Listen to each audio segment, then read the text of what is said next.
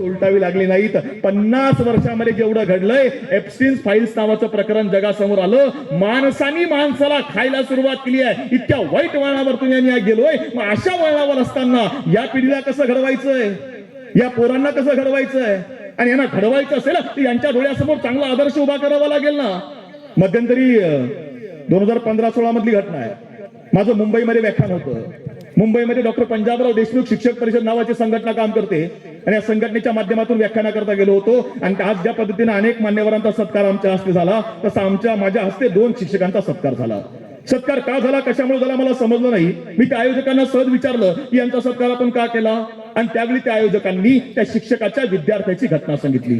2012 मधली गोष्ट आहे सर. मुंबईमध्ये 12वीचा निकाल लागला आणि 12वीच्या निकालामध्ये मुंबईच्या धारावीच्या झोपडपट्टीमधलं एक पोरग, हे पोरग 12वीला मुंबई विभागामध्ये पहिलं आलं होतं.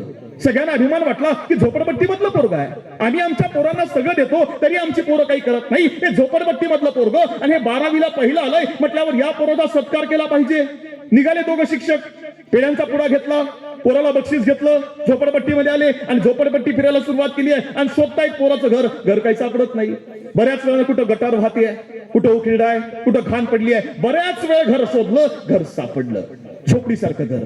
शिक्षक आतमध्ये गेले, जाऊन बघितलं घरामध्ये लाईट नव्हती. या पोरानं कोणाला तरी येताना बघितलं, पटकन दिवा पेटवला आणि दिवा पेटवल्यावर या पोरानं आपल्या गुरूंना, आपल्या शिक्षकांना बघितलं आणि शिक्षकांना बघितल्या क्षणी या पोरग शिक्षकांच्या पायावर पडलंय. पाया पडल्यावर शिक्षकांनी पेड्याचा पुडा फोडला, त्या पोरला पेढा भरवला आणि पहिलाच प्रश्न विचारला, बाळा इथं राहतोस, इथं तुझी आई काय करते, तुझे वडील काय करतात? बाळा, अरे आम्ही आमच्या पोरांना सगळं देतो तरी आमची पोरं काही करत नाही. तू इथं झोपडपट्टीमध्ये राहतो आणि तरी 12वीला पहिला आला. बाळा तुझी आई